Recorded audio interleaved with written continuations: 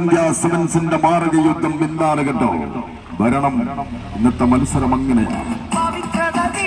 ചിലർ കടന്നു വരുമ്പോ ചരിത്രം വഴിമാറും. അങ്ങനെ കാരണം മരണക്കയത്തിലെ പോരാട്ടം, ആവേശം ഉൾക്കൊണ്ട പോരാട്ടം, രണ്ടാം സെമിയുടെ രണ്ടാം പാദ പോരാട്ടം ആരാര് മുമ്പേ എന്ന പ്രവചനാതീതമാണ്. പരാജയമെങ്ങാനും ഇരു ടീമും മണത്ത് കഴിഞ്ഞാൽ പിന്നെ മരണം തന്നെയാണ് സാധിക്കുക. പിന്നെ മരണം തന്നെയാണ്. ബെഞ്ച് പിളർത്തിയ മുറിപ്പാടുകളുമായി ശത്രു സൈന്യത്തിന്റെ ചക്രവ്യൂഹം തകർത്തെറിയാൻ അവസാന തമ്പും തേച്ച് മിനുക്കിയാണ് അവർ വരുന്നത്.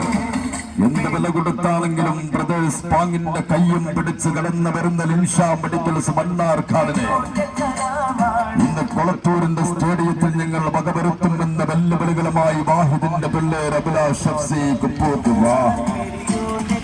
അങ്ങനെ ഒരു ശക്തികളുണ്ട് എങ്കിൽ ഞങ്ങളെന്ന് കാണട്ടെ. കടക്ക് പുറത്തു വന്ന വെല്ലുവിളികളുമായി വരുന്നുണ്ട് ബ്രദേഴ്സ് പാങ്ങിന്റെ കയ്യും പിടിച്ച ലിൻഷ മെഡിക്കൽസ് മണ്ണാർക്കാട്.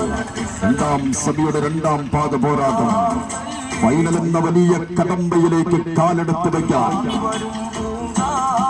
ഏത് കടലും നീന്തി കടക്കേണ്ടി വന്നാലും ആ കടമ്പയും മറികടന്ന് ഫൈനൽ എന്ന സ്വർഗ പൂങ്കാവനത്തിൽ ആ കപ്പ് ഞങ്ങൾ മറികടക്കുമെന്ന വെല്ലുവിളികളുമായി വരുന്നുണ്ട്. ബ്രദേഴ്സ് പാങ്ങിന്റെ കയ്യും പിടിച്ച് ലിൻഷ മെഡിക്കൽസ് മണ്ണാർക്കാട്. ഈ സീസണിൽ അഖിലേന്ത്യാ സെവൻസിന്റെ വമ്പന്മാർ എല്ലാം മുട്ടുകുത്തിച്ച് സുവർണക്കപ്പിൽ മുത്തമിട്ട് ഒപ്പം അഖിലേന്ത്യാ സെവൻസിൽ എന്ന പൂമാലകൾ പുരസ്കാരങ്ങൾ പൂക്കാട്ടിരി അഖിലേന്ത്യാ സൂപ്പറിന്റെ കളിയാട്ട ഭൂമിയിൽ നിന്ന് സൂപ്പർ സ്റ്റുഡിയോ മലപ്പുറം എന്ന വൻമരത്തെ പിടിതെറിഞ്ഞ് ആ സുവർണ കപ്പിൽ മുത്തമിട്ട് വരുന്നുണ്ട്.